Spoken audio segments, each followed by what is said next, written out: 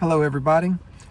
I am out here with my non-GMO quasi-organic potato chips with olive oil. So we have progressed past the seed oils. I haven't had potato chips in years because the majority of potato chips are cooked with seed oils. So I saw some potato chips that were made with olive oil, and there's another by the same company. There's another by the same company. They also make them in avocado oil. So when you have some potato chips that are just potatoes, olive oil, and sea salt, that's when you know you got something that might be worth looking into. It's still not the healthiest thing that you can consume, but there are worse alternatives out there. So it's actually the first thing I've eaten today. So it's like, you know, I've been doing these potato chips for a while. And it's actually a pretty nice day out today.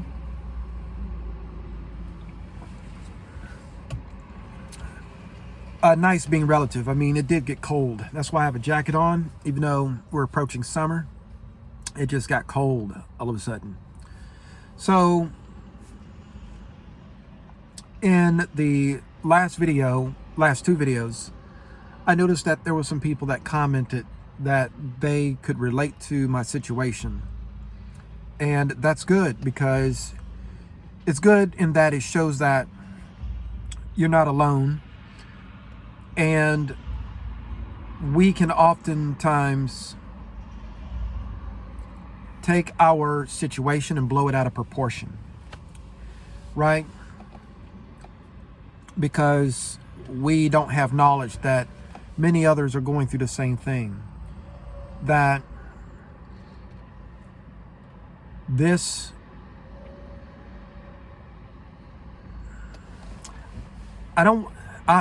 this environment is not personal, but it can feel personal.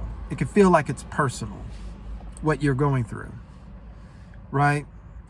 And the thing of it is that we are in some interesting times. This discussion is not for entertainment purposes only. And so what I'm talking about here, it is for somebody as well as myself. So to recap what I said in the last two videos in terms of the lesson learned, we won't go over what the situation was, but the lesson learned is that getting a job, and in many cases staying on with a job, is all about the feelings of other people. It is not a logical, rational, mathematical, calculated process. It's about how other people feel. So I saw a video today where this young, I would say he's 24, 26. He just graduated from Yale University, Ivy League school. And he said it's been several weeks and he can't get a position. He just graduated from Yale, fresh graduate. But I've seen that over the years. I've known people with PhDs that can't get back into their industry. I've known people with bachelor's and master's that have to work service jobs. I've seen that during this period since the Great Recession of 2008. So in order to get through, you have to change. You as a person have to change. But that's not the full story. What I have learned and what I see, this is what I sense. And I could be totally off, but this is what I sense. Many of the people that hire you or that are looking at you for a position they have anxiety. They are either on the way out or facing the possibility due to performance. They need you to come in and fix it for them. And if you can't communicate to them in a way where they feel like you can fix it for them, not at a skill level, they have already evaluated your skills. They want to know that you can fix it at an emotional level. They need a therapist. They need therapy. They need somebody that can talk to them on a therapeutic level. And some of us are not made like that.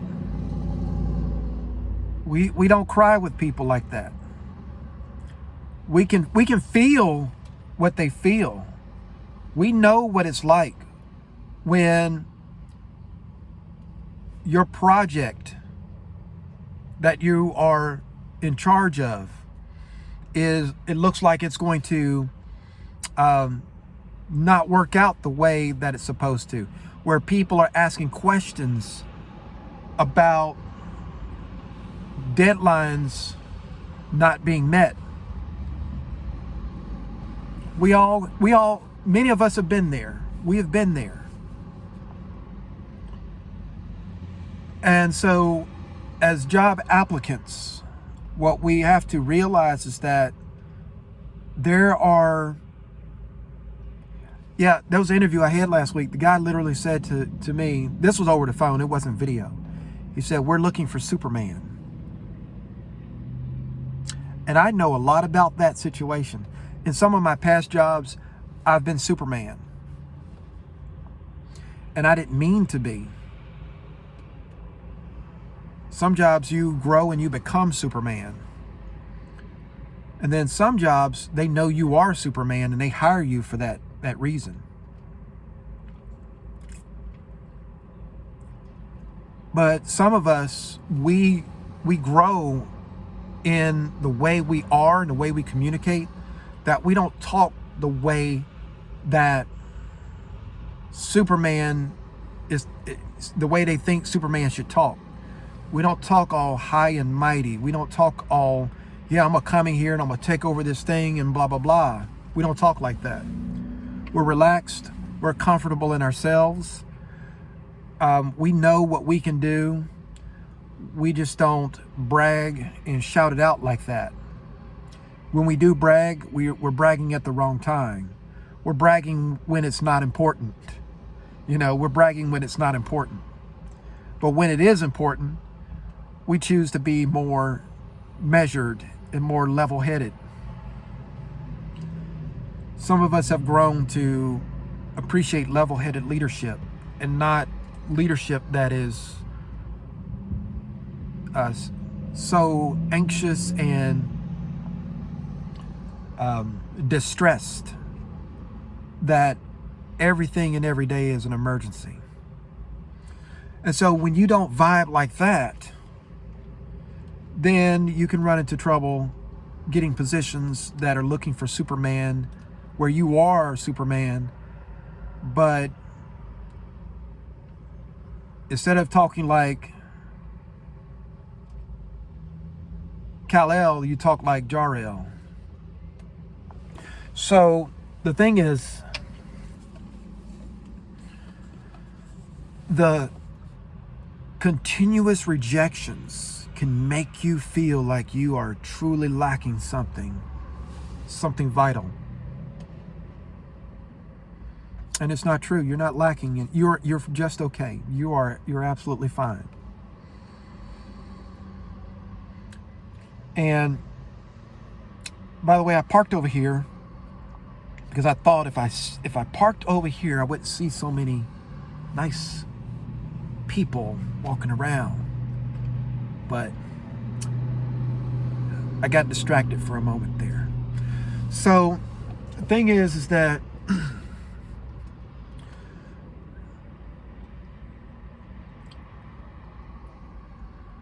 you are in a place where,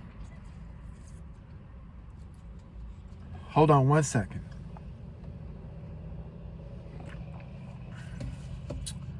So you are in a place where, mentally, where even though the world seems to be coming down all around you, you're still cool.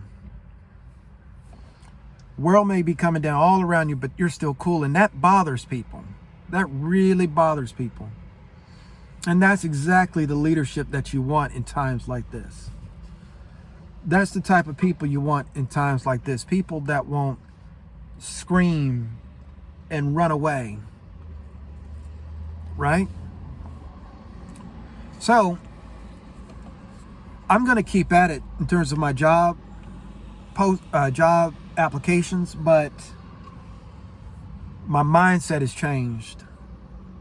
All of that trying to conform to the system, conformity, that went out the window with me. I lost it. And that's how some people change. They change through those traumas. It's scientifically proven that if you really want to change, if you really want to see somebody change, nothing does it like trauma, as sad as that is.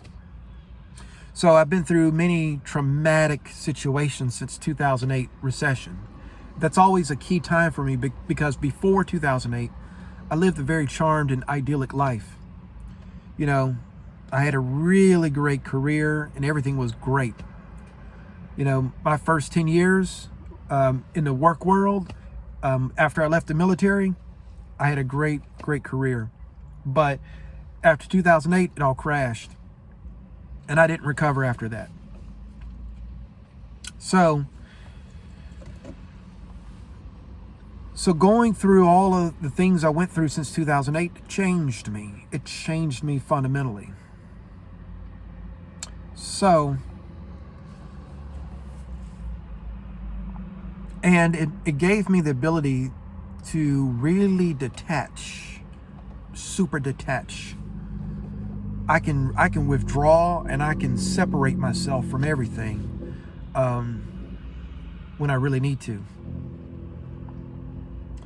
And some people say that is weird. They say, well, you know, because some people, they live their life so engaged, so into it, right? And they can be so into it that, like I say, they can be distressed about everything and everyone, and everything's an emergency. And that can be wearying. That can be, well, that is stressful if you are constantly exposed to that, right? Constantly exposed to the ones that are constantly distressed. They're constantly anxious. They're constantly high-strung about things that are important, but they're not the end of the world. All right, so I have not given up on myself. I've merely given up on this system. Whatever little small bit I had that said, oh, this system, there's still some good pieces to it. Talking about the employment, talking about like the institutions of hiring and how work actually works and income and all that. All of that, I'm like, no, that stuff doesn't work the way that it did.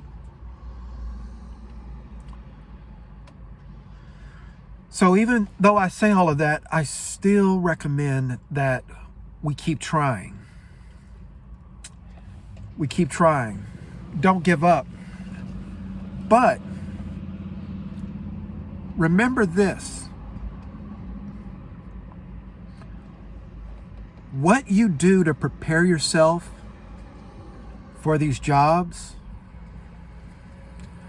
those should be things that you can actually use in more than just a job. You should be preparing yourself for all kinds of things at the same time. So, if you are preparing to If you're preparing yourself in web development and software engineering, someone might hire you for that job, but they might not. So what does that mean? That means that that skill set isn't a waste. It just probably needs to be applied to, Upwork or Upskill or whatever those freelance sites are, Maybe it should be applied there.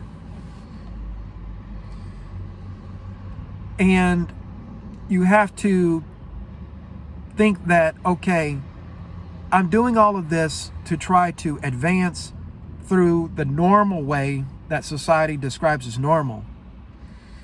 But I just might make it in some other capacity. I just might make it in some other capacity. And yes, it's about the rain. The clouds are getting dark.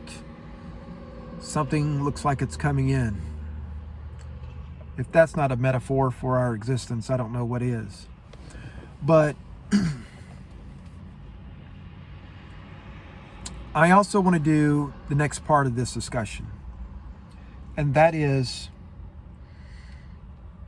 I want to expand on this point about networking. All right, so the majority of jobs hire people, the majority of hiring teams, they hire people based off of how that hiring team feels about that person. And there's always somebody that can veto the whole show. So let's say that you are interviewing with 5 people.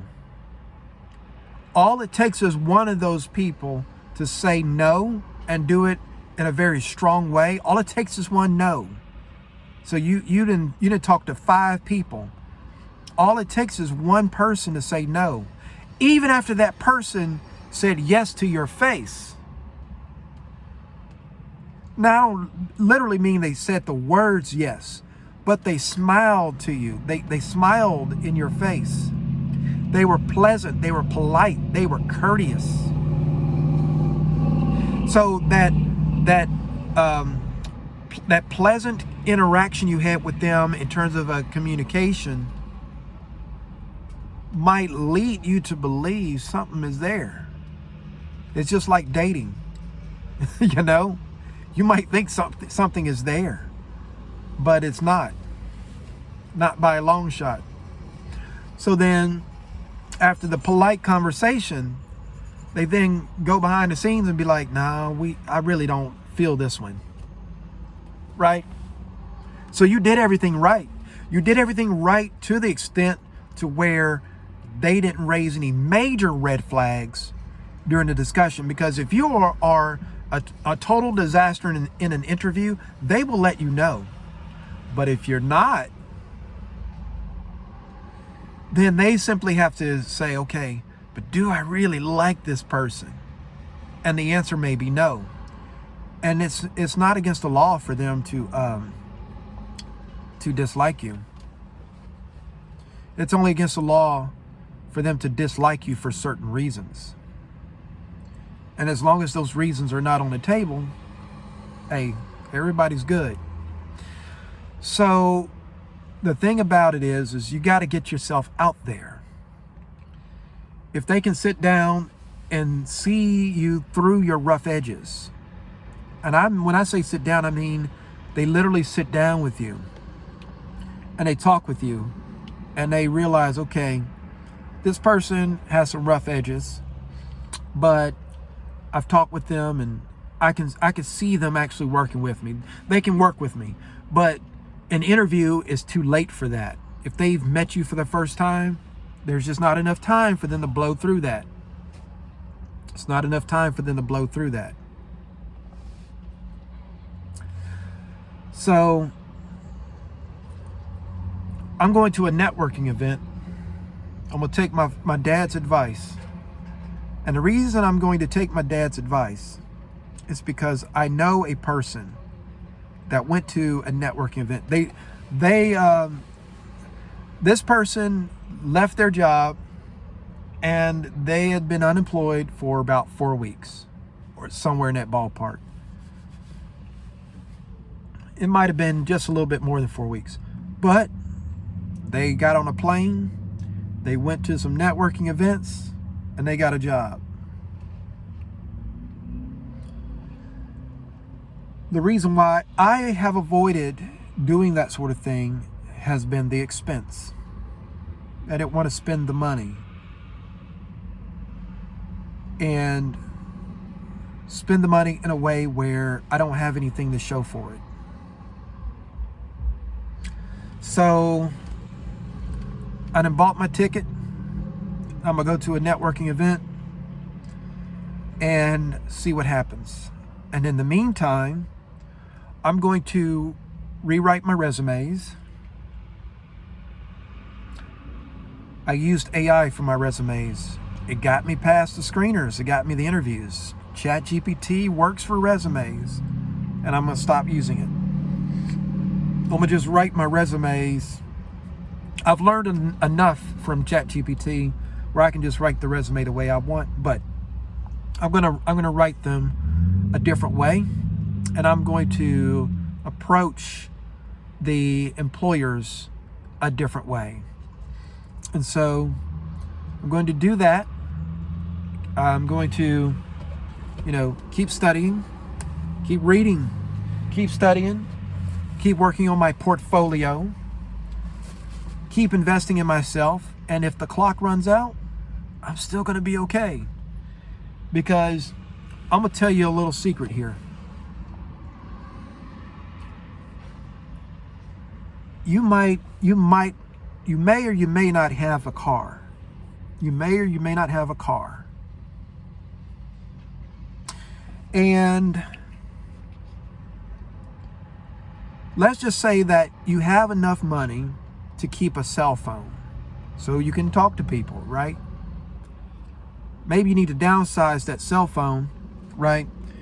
And get a flip phone that's like $20 a month. That will put some strain on you being able to do Microsoft Teams or WebEx or Zoom interviews. It can, unless you do them on a computer. And then if you have your computer and you can hop on Wi-Fi, at one of these places, you can hop on Wi-Fi. You can still, even if you don't have like a car or you're living in your car, you can still apply for applications. And even while you're in that situation, you can still work on freelance opportunities until somebody gives you a call. Tyler Perry got to where he is with far less. At least that's what he says. That's his story. We know Paul Mitchell Cosmetics. He got as far as he did with far less. And so in these days, we have places where we can get on Wi-Fi. It may not be strong, and we may not be able to be on there for long, but we have fallback plans, right? Where if the worst comes, then we can still keep going in terms of engaging with this system, right? And then, of course, if that fails, let's say you are a year or 2 years into trying to do that, and that just really fails hard, your computer's battery dies, and not even a power cord will keep your computer on, and you can't get another computer. And you did successfully downsize that phone. You still got your old one, but it's just rough going.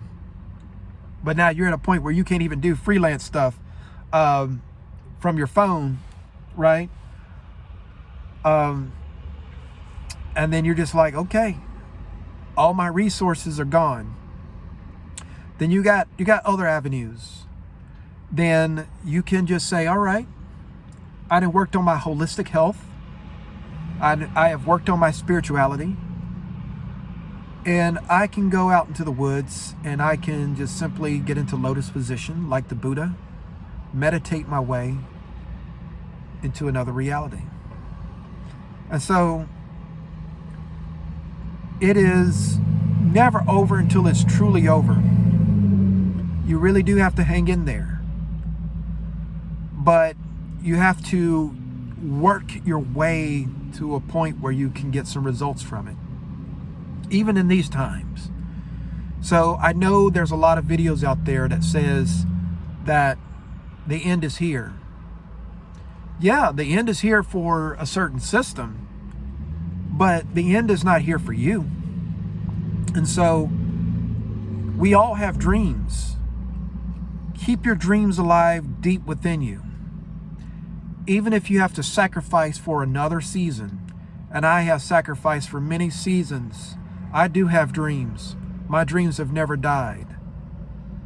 But through a combination of sabotaging myself, getting in my own way, and being overly involved in a career and in a work pattern, a life pattern that was not suitable for those dreams, or doing it for too long, was not the right move. But I've learned that lesson. And as long as you learn, it is all okay. So that's what I got today. I'm going to keep messing with these chips, and then I'm going to go get me some rice and beans. I'm going to get me some rice and beans with a little salsa and some free chips with it. And, you know, the beans is where you get your protein. So that's the only reason why I do that. I don't need the rice, but the rice makes it taste really good when you mix the two. I'm going to get me some rice and beans. I'm going to eat that. I'm going to watch me some more stuff. I'm going to read my books. Keep working on my command line skills. And become really good at what it is I'm already good at. All right, folks. I don't have that inspirational music and these videos and all this kind of stuff. I just make this in one take. And I'm out here by the liquor store. It's just interesting watching. You know, it was funny today. I was walking to the grocery store, and I saw somebody I worked with. And I worked with them for a good while. They're a nice person, but I just wasn't in a way where I want to talk about my situation. You know how it is when you approach and you going towards the grocery store, and somebody you know is coming out, and you're like, "Oh, let me slow up. Let me slow up just a little bit. You know, maybe they won't see me." So that's where I'm at in life right now. You know, I have had these encounters, and I've talked to some people. I summoned up the courage to say, okay, and we don't even talk about my work, you know, or anything like that. We just talk about some old times real quick. We talk about, you know, have you seen so and so, and we just move on. So it's never as bad as you'd think, but still that reaction is there. When people have seen you up and you're now at rock bottom, and it's like, you know, you can still feel embarrassed, and you have to get over that, and just know it's going to be okay, because I'm okay, you're okay, we're still breathing, and we just have to work hard today to make tomorrow better in terms of how we approach it. So I had a whole stretch there where I had interviews every week for seemed like eight or 9 weeks. And now this will be the first week where I don't have any interviews lined up at all. And this is coming up on the anniversary of my mom's transition from this reality. And I can now say that with less emotion than I have in the past. So I'm in a good place now. and I am fully recovered. I'm recovered spiritually, I'm recovered mentally, and I'm recovered physically. And I haven't felt this good in a long time. And just so you know, the kind of work that I used to do, I was exposed to people with knives and guns, and I was worried that I would die. And despite my financial fortunes right now, I feel so good to be free from that type of anxiety. So I have no regrets. I am free from that type of anxiety. And so this should answer the question of why I'm not in law enforcement. I know law enforcement has tried to recruit me in the past, and I'm serious when I say, as brave as I am physically, I don't want to risk my life unnecessarily. I've already did that when I was young and in the military. I am way past that season now, and I am not into that stuff. So I don't do guns, knives, and warfare unless I have to. But I'm not going to voluntarily go into it as a profession. So keep up your hope, folks. Keep striving, and just realize that what you have done is probably good enough. It's just those vibes. It's just those vibes on the other party, the receiving end. It's just those vibes. And if you can work through those vibes, then all is going to be good. I will catch you on the next one. Like I say, I got some food videos I'm going to do. I think I'm going to do it as just one video. Because this is going to be a busy week. Even though I don't have interviews this week, I still got a lot of things I'm going to accomplish. I am working on my portfolio, and I'm going to have a very successful time when it's all said and done. I'll catch you. See you later.